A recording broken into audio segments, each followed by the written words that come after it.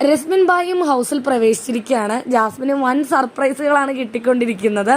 Jasmine കുളിച്ചുകൊണ്ടിരുന്നപ്പോൾ ബാത്റൂമിന് പുറത്തായിട്ട് ആ dressing റൂമിന്റെ സൈഡിൽ ഒളിച്ച് നിൽക്കായിരുന്നു കേട്ടോ രസ്മിൻ. കുളിച്ച് കഴിഞ്ഞ് മൈക്കും എടുത്തിട്ട് ജാസ്മിൻ ഒറ്റ പോക്കായിരുന്നു. രസ്മിൻ ആണെങ്കിൽ പുറകെ നടന്ന് എന്നിട്ട് നമ്മുടെ ബാക്കിയുള്ള എല്ലാവരും കാണുന്നുണ്ട് രസ്മിൻ ഇങ്ങനെ ജാസ്മിന്റെ പുറകെ പോകുന്നത്. അപ്പോൾ ജാസ്മിൻ ആണെങ്കിൽ എന്തോ ദേഷ്യമൊക്കെ വെച്ചോണ്ട് നടന്നു പോവുകയാണ് കേട്ടോ. അപ്പോൾ ഇവരെല്ലാവരും കൂടി എന്തോ പറഞ്ഞ് കുളിച്ചതിന്റെ പേര് കളിയാക്കുവാണെന്നൊക്കെയാണ് ജാസ്മിന്റെ വിചാരം.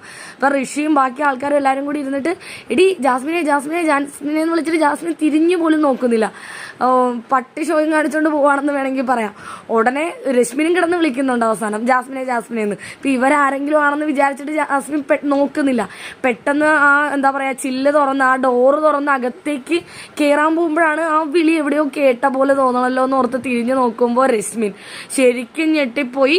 പിന്നെ രശ്മിനെ കെട്ടിപ്പിടിക്കൽ കരച്ചിൽ അങ്ങനെയുള്ള കാര്യങ്ങളായിരുന്നു.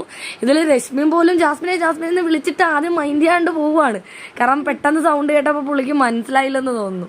അങ്ങനെ രശ്മിനും കള്ളൻ പമ്മിയിരിക്കണ പോലെ പമ്മിയിരുന്ന് ജാസ്മിന് ഒരു വമ്പൻ സർപ്രൈസ് തന്നെ കൊടുത്തിരിക്കുകയാണ്. അടിപൊളിയായിട്ടുണ്ടെന്നാണ്.